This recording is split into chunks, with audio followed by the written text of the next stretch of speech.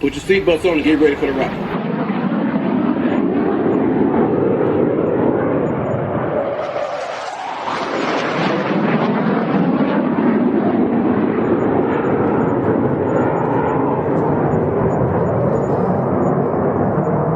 We're the freaking New York Jets, so we're built for this shit.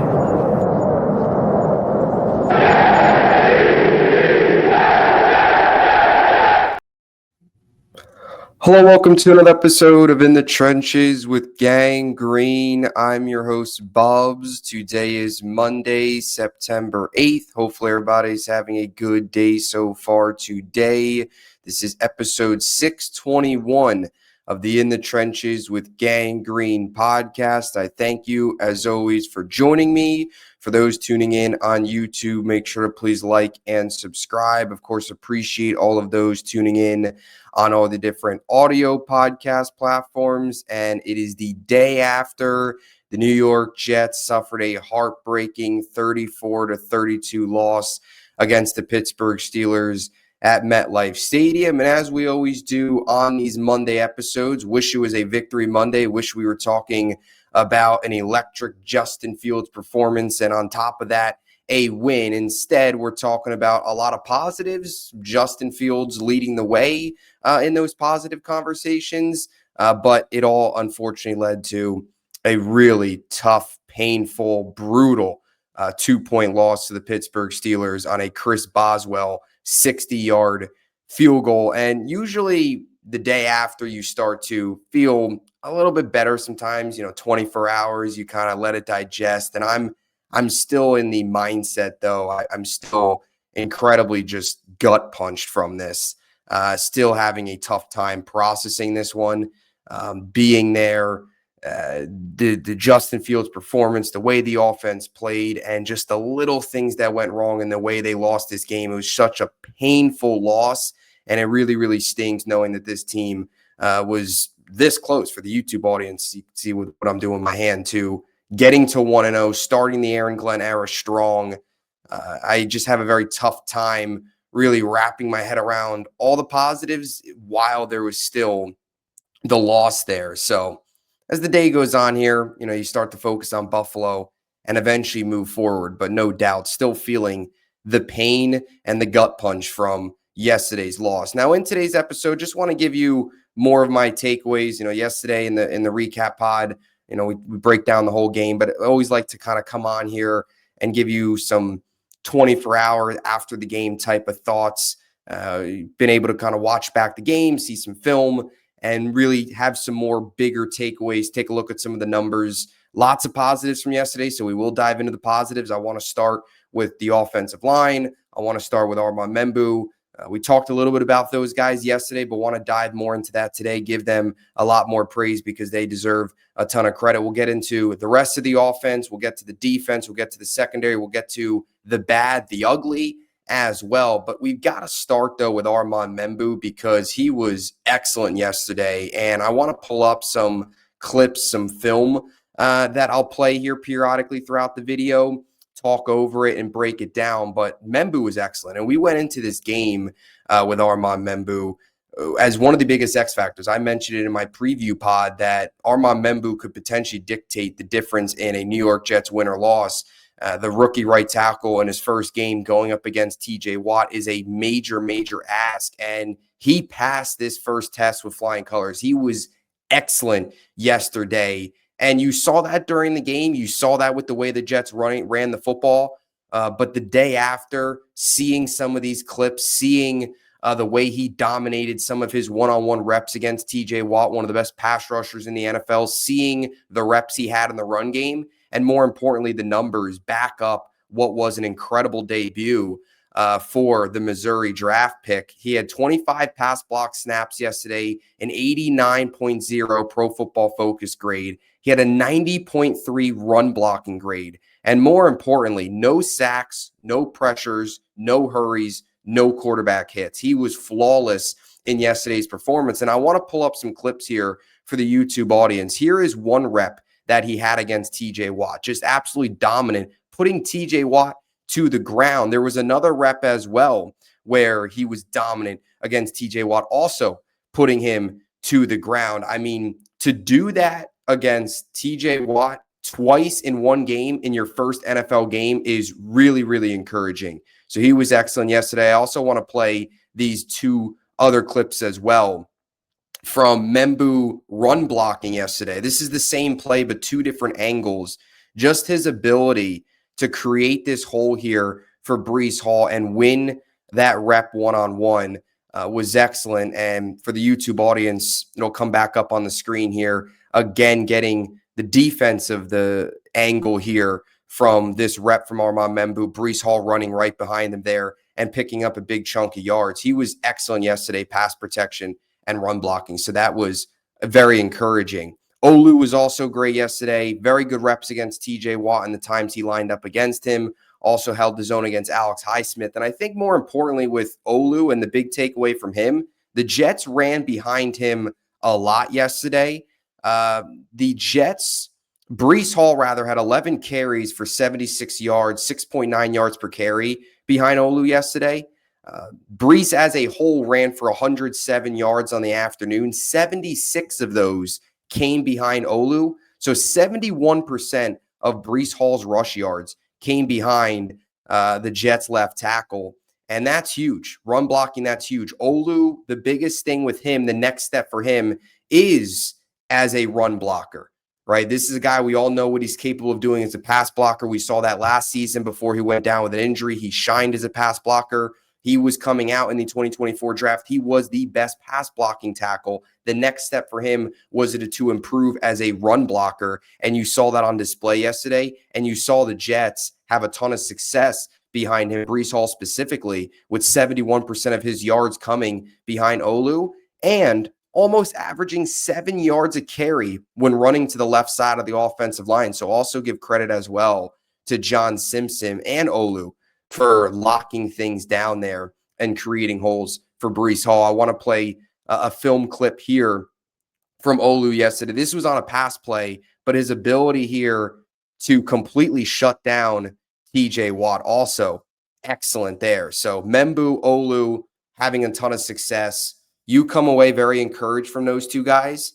And if they keep that up, you have a great feeling about these two being your bookend tackles for the next 8 to 10 plus years. Which is a huge foundational piece for this offense, for this franchise, to have two elite, to have two, I'm not going to call them elite, it's still early, but to have two tackles that are trending in the direction of being core elite blue chip pieces for this team is a huge building block and something you want to see them continue to build on the rest of the way. So got to give some flowers to the offensive line. I'll throw one other clip up here as well.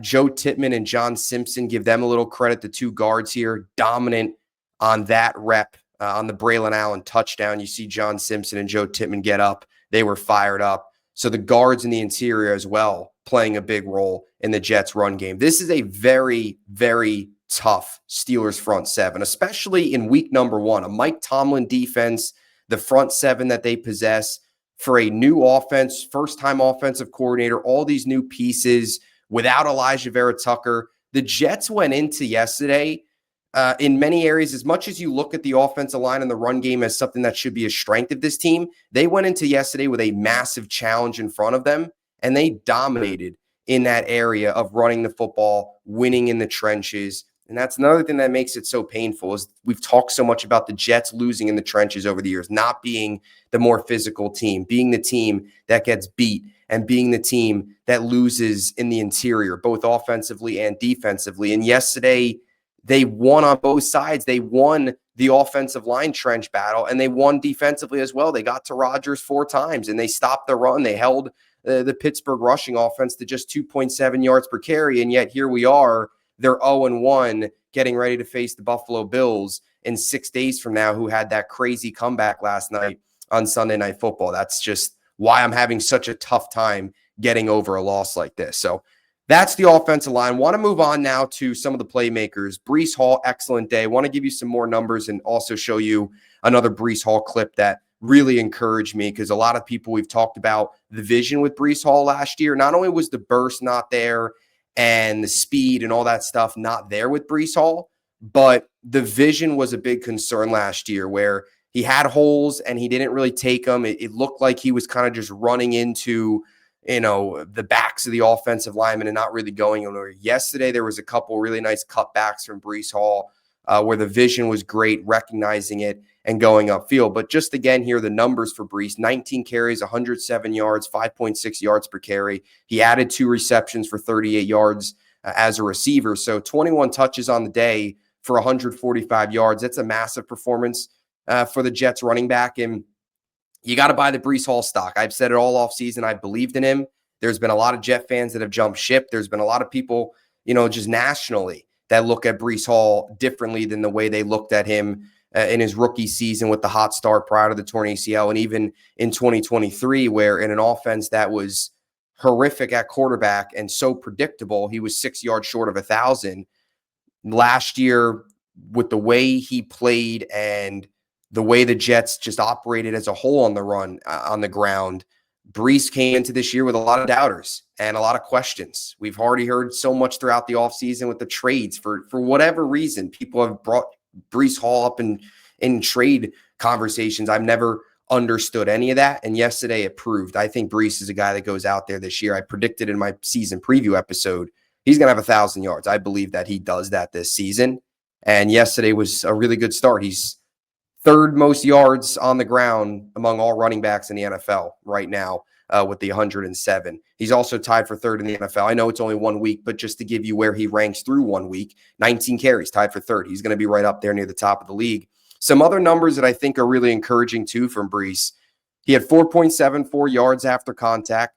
And we talk about him getting back to 2022, 2023 Breece Hall. Well, that 4.7 yards after contact was the highest since week 17 of 2023. So something that he wasn't able to do last year, did the year prior, was able to do that yesterday afternoon.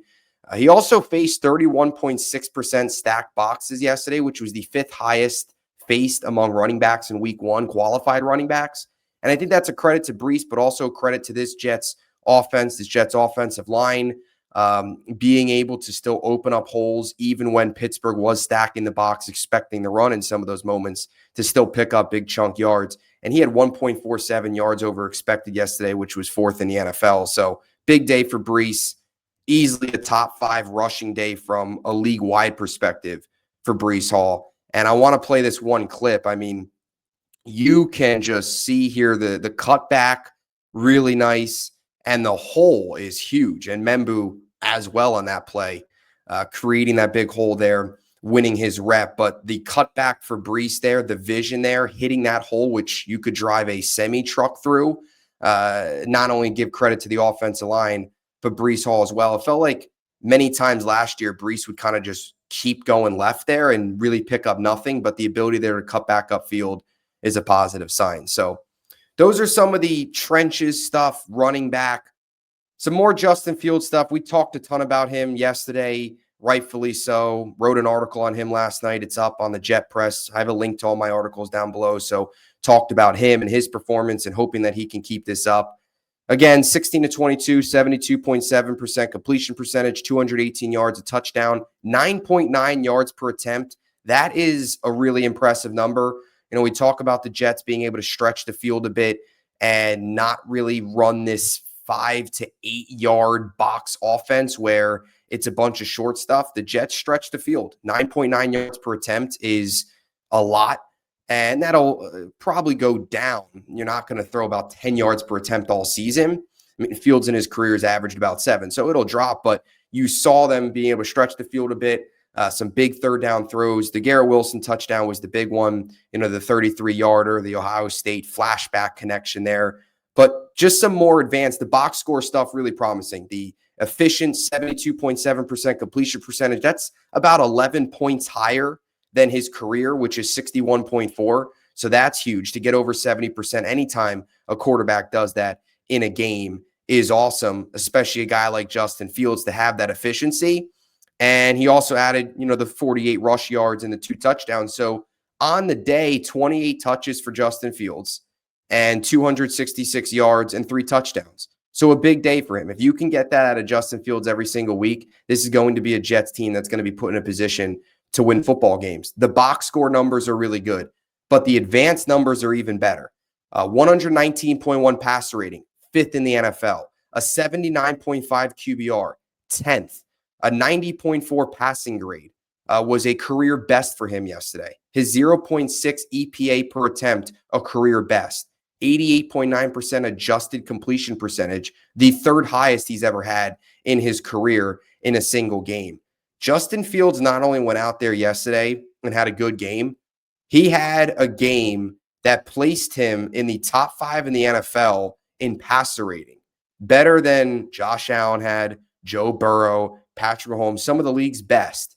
He went out there, was top 5, but he also had a career best game for his standards. When you look at his passing grade, you look at his EPA per attempt, and you look at his adjusted completion percentage, the 3rd best mark he's ever had in his career. That's huge. You talk about Justin Fields needing to have a career year, needing to take a massive jump this season in order for this team, in order for him to be this team's long-term answer and have that Baker Mayfield, Sam Darnold resurgence.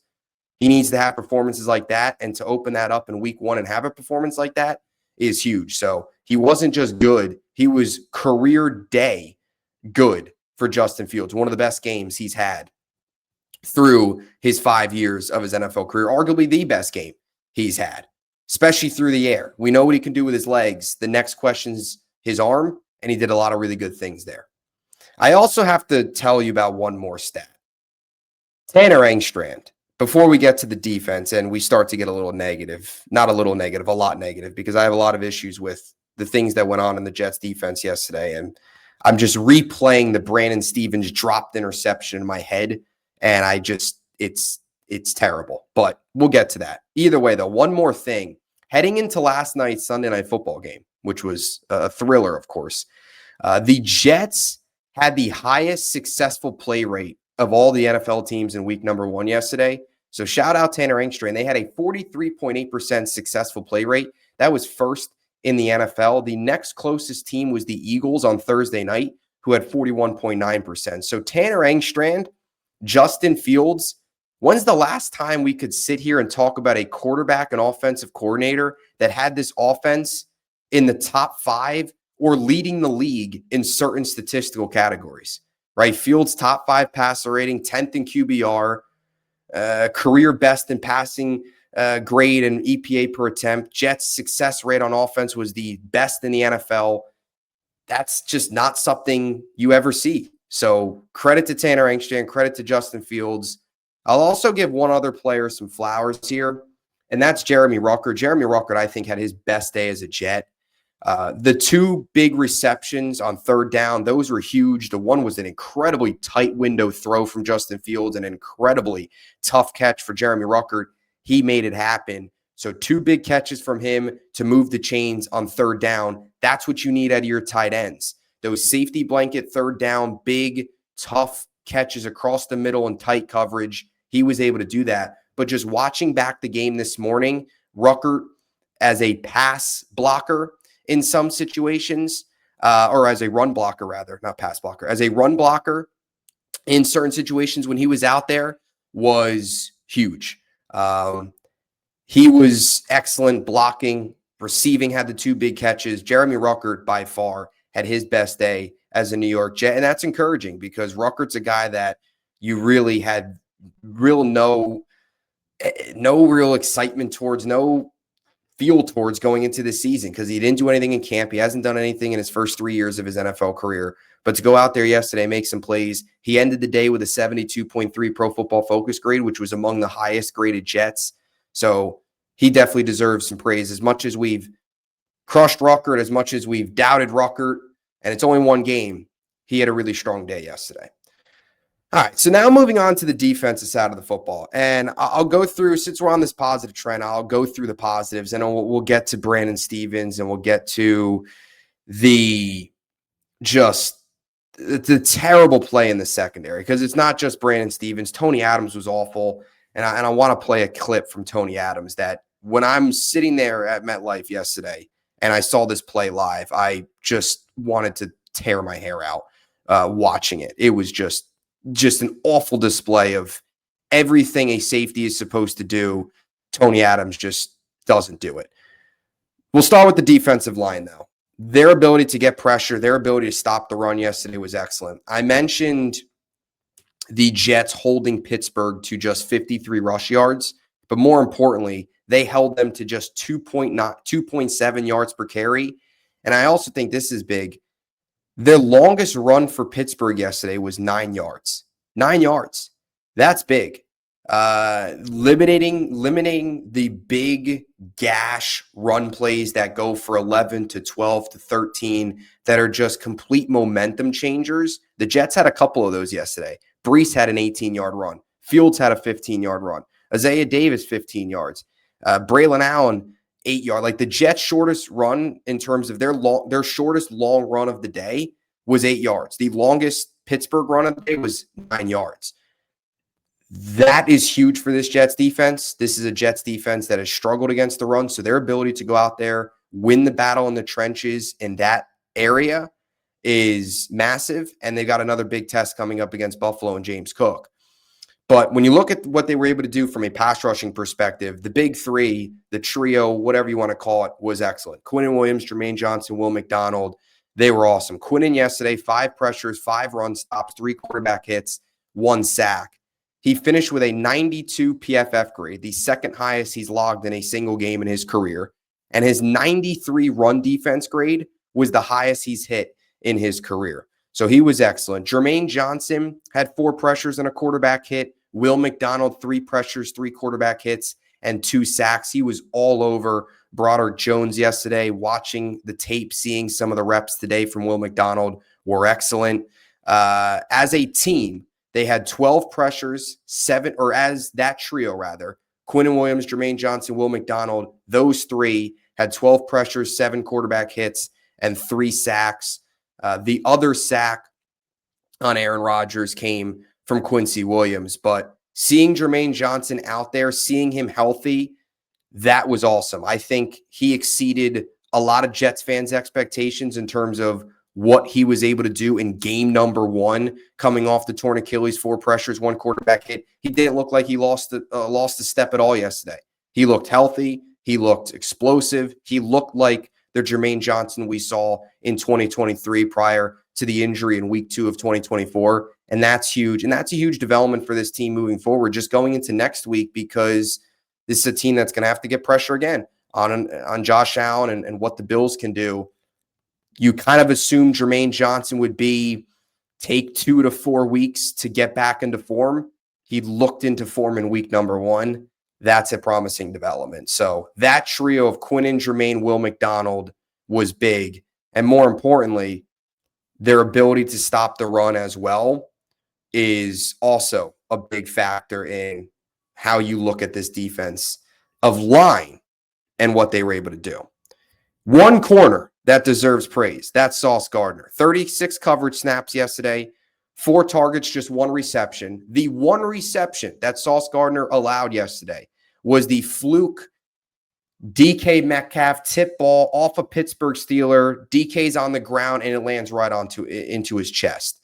That was the 1 reception Sauce Gardner gave up yesterday for 11 yards. He was excellent. He was shut down. He was the Sauce Gardner that we saw in 2022 and 2023, where he was a back-to-back All-Pro. I believed in Sauce going into this year. I believe he's going to have a big season, and went out there yesterday and started his 2025 campaign on the right foot. 2 pass breakups, 39.6 QBR against, a 90.5 coverage grade, which was the best among all cornerbacks in week 1, and he had a 90.3 Pro Football Focus grade as a whole. So he was awesome. Locked up DK, traveled with him. He was the only thing good about the Jets defense in the secondary. Linebackers, coverage, from a coverage standpoint, linebackers, safeties, the 2 other corners sucked. There's no other way to put it. And you have to start with Brandon Stevens. As I mentioned a couple minutes ago, the Brandon Stevens interception is just horrible.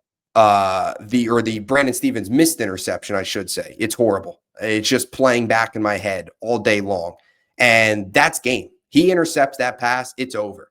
We're talking about a New York Jets win. We're talking about this Jets offense and all the positives, and we're all fired up about it. And we're talking about a 1-0 Jets team putting up 30-plus points, stopping Aaron Rodgers and the Steelers late, and coming away with a victory in Aaron Glenn's debut. Instead, we're talking about the horrible play from Brandon Stephens. And we would still talk about the horrible play from Brandon Stephens because even if he intercepted that pass, he was still awful in so many other areas.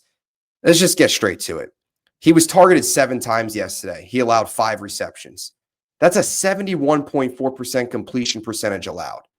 60 yards allowed and 2 touchdowns. He had a defensive pass interference, and this is an even grosser number, a 136.9 passer rating allowed when targeted yesterday. That's disgusting. And what's so infuriating is Xavier Gipson and Brandon Stephens were the 2 biggest culprits in this loss. And what have we talked about all offseason? Xavier Gipson shouldn't be this team's kicker punt returner, and Brandon Stephens was not a good signing. And all of the doubts that we had about Brandon Stephens, I remember the player preview episode I did on Brandon Stephens. I spent pretty much the entire episode talking about how he can't break up passes, does not know how to play the football, does not haul in enough interceptions. For the tight coverage that he plays, the pass breakups and the interceptions and his ability to play the football does not add up. It's awful. He can't do it. He doesn't turn his head. He doesn't know how. And we saw that yesterday. 2 touchdowns allowed. The killer dropped interception where it looked like he was slipped. I don't even know what he was doing. But the ball went through his hands. There's no reason that the contract he got, you're an NFL cornerback, you should not make that interception. The DPI, just awful on so many levels yesterday. And we all knew this with Brandon Stephens. Everything we saw in him in Baltimore, it came out yesterday. Even though he had a good summer, it's totally different. It's totally different facing your own team's receivers, facing sometimes second-team receivers just in training camp in general, and then facing quality NFL talent and in an in-game scenario where the Steelers know him from playing in his own division, in Baltimore. He was dreadful. And I would make 2 moves immediately, actually 3 moves immediately if I'm Aaron Glenn. Number 1, I think this will happen. Xavier Gipson should be cut. Xavier Gipson shouldn't have been on this roster to begin with.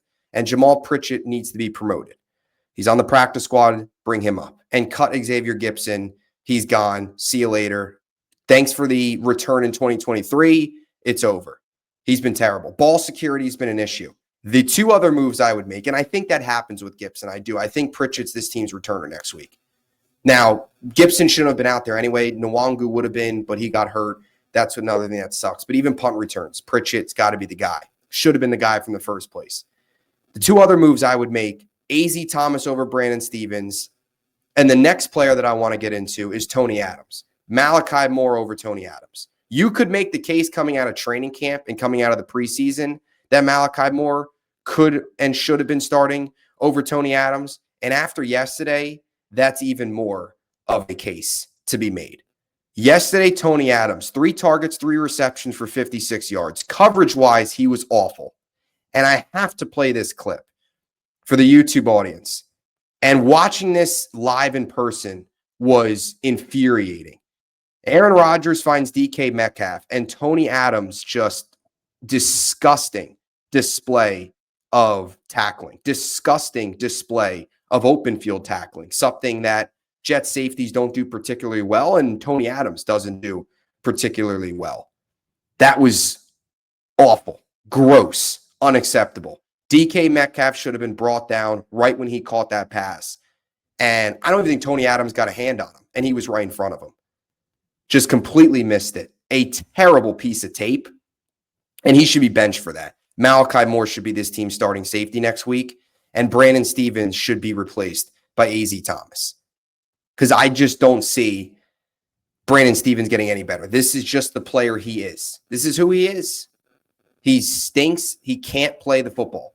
He allows, 800 plus something yards last year he allowed. He's in so many areas one of the worst cornerbacks when it comes to allowing big plays and his inability to break up passes, forcing completions, all that stuff. He stinks. He's not getting better. This is who he's been his entire career. Give A.Z. Thomas a chance. It can't get any worse. Give Malachi Moore a chance. It can't get any worse. We know who Tony Adams and Brandon Stevens are. They're not good football players. And Xavier Gipson, we definitely know who he is. He's not a good football player either. Those three guys should not play roles for this team moving forward, or at least starting roles for this team moving forward. I don't think they'll move on. I don't think they're not going to move on from Stevens. What I'm trying to say is I don't think they're going to bench Stevens. I don't think they're going to bench Tony Adams. I do think Gibson's gone, but I would make those three moves. Talk about accountability. You talk about, guys make mistakes. They're off the field. Well, Brandon Stevens, Tony Adams made some huge mistakes. Xavier Gipson's fumble is arguably the biggest reason they lost this game because that's a 14-point swing that can't happen. Unacceptable. So Quincy Williams also 5 targets, 5 receptions allowed for 34 yards and a touchdown. Jamien Sherwood 4 targets, 4 receptions, 39 yards allowed and a touchdown. So minus Sauce, this is what you got. Out of those 4 groups, out of those 4 players, Tony Adams, Brandon Stevens, Quincy Williams, Jamien Sherwood, 19 targets on 17 receptions. That's an 89.4% completion percentage, 189 yards and 4 touchdowns. So it was Sauce Gardner and a bunch of bad play. That was the story in the secondary. Michael Carter was awful yesterday, which is concerning. And I know it's only game 1, but it's concerning because as much as we've talked all offseason about Brandon Stevens being a liability and being a question mark in this secondary, Michael Carter was a guy that I really, really believed in. And in a defense that's going to play more man coverage, Michael Carter thrives in man coverage. You're one of the highest paid nickels in the NFL. You've got to make that play. You've got to intercept that pass yesterday. I know it's a diving play. You got to make that play. I mean, God forbid the Jets ever catch an interception, ever jump on a fumble, ever force a turnover. Can we do that? But seriously, though, Michael Carter, why yesterday was so concerning is you looked at this secondary, and I looked at it as Michael Carter and Sauce Gardner are your 2 really, really trustable corners. Sauce is in a league of its own. He's in a category of his own. But Michael Carter, if he's back to the 2023 version, where last year he was hindered by injuries and he had a really good summer, he's a very reliable piece. And you can hope that you can kind of cover up Stevens a little bit. It's tough to do, but at least knowing you have 2 really trustable corners in Sauce and Michael Carter, one in the nickel, one on the outside, Sauce traveling now, which is long overdue. That at least helps soften the questions with the safeties and questions with Stevens and the rest and the cornerback opposite of Sauce. But now with Carter struggling, you have 2 struggling corners essentially next to Sauce. Now it's just questions. You really don't know. So yesterday was really discouraging for Michael Carter. He finished with a 51.8 Pro Football Focus grade. He had a 50.7 coverage grade and a 42.7 tackling grade. Brandon Stevens, I mentioned the 53.5 overall grade. His coverage grade was even worse, 51.4. And Tony Adams, disgusting. Makes you sick looking at these numbers. He had a 39.4 Pro Football Focused overall grade, 38.3 tackling grade, and a 41.9 coverage grade. He was one of the worst players on the field yesterday. Biggest culprits, Brandon Stevens, Xavier Gipson, Tony Adams, the Michael Carter dropped interception as well. Unacceptable. You're one of the highest paid nickels. You've got to make that play. And you've just simply got to play better than the way he played yesterday. Awful. Awful secondary. Has to be better, and I would make changes immediately. Malachi Moore over Tony Adams, A.Z. Thomas over Brandon Stevens. It can't get any worse because it's not going to get better. We know who those players are. This is just who they are. This is who Tony Adams is. This is who Brandon Stevens is. Make changes. So those are my big day after takeaways from this loss. Usually I'm, my brain is kind of, process everything. And usually I'm you don't ever feel better, but you usually start to have more, I don't know, normal thoughts and normal just raw takeaways as opposed to just your raw emotional reaction. But I'm still very just fired up and just demoralized with the way they lost that game. And I'm not going to really get over this one until they win a game, which hopefully is Sunday against Buffalo. It's a big ask. Just some other notes too that I thought I wanted to throw in here. Just that makes yesterday so painful and just brutal. Brutal is the best word to use, I think. The Jets scored over 30 points and held the ball for over 34 minutes yesterday. Prior to that, they were 53-1 in those situations. The only loss was on opening day, 1998, with the Garrison Hurst game against the 49ers. So as much as that's painful to think about that the Jets did something offensively that they haven't done, that they're 53-1 in all time going into yesterday, that if they do what they did yesterday offensively, they usually win. As much as it's painful, I guess if you want to be the positive and glass half full, we know how 1998 played out. That was arguably the best Jets team, really outside of the Super Bowl team in terms of talent, record, the best Jets team of all time, get to the title game, of course, against Denver. I would love for this season to I would love for them to have a 1998 type of season. So maybe that's a sign of things to come. Aaron Glenn's back. They lose a game that they haven't lost one like since 1998. Maybe there's 1998 magic. I don't know. I'm searching here. But if you want to be that glass half full, either way, that's such a painful stat. And this was also another painful stat. I think this was even worse just because the Jets were scoring on every drive. The Jets didn't punt in the first half for the first time since 1991. 1991. And we're talking about, 30-plus years ago that the Jets offense hasn't been that effective in, and they found a way to lose. And as much as I have faith in Tanner Engstrand and yesterday's offense, you hope can continue, the offensive line playing that good is expected. I don't think that is just a one-game thing. You're not going to get this every single week, right? You're not going to get this Justin Fields every single week. That'd be great, but you're not. There's going to be weeks where teams have your number. There's going to be weeks where you struggle. It just happens across the NFL season. And that's what makes yesterday so painful, is in a game like that where you got that type of performance from Justin Fields, you rushed for almost 5 yards a carry as a team. You had 182 yards. You dominated time of possession. You did everything better than Pittsburgh in pretty much every single category. But the 2 missed 2-point conversions, you were chasing those points all game. The fumble, the late hit with Quincy Williams, the 2 dropped interceptions, the little things were the difference in this one. And a game where you do all the things that we talked about well, you got to win. You got to win because it's hard to win in the NFL. And when you have a game like that and you lose it, it's really, really tough because those games you got to win those, and they didn't. So those are my takeaways. Sorry if I'm too negative, whatever. I have a very hard time. I'm not the type of fan. I'm not into the moral victories. There's things that are certainly encouraging, but you wake up today and the Jets are 0-1 in a game that they should have won.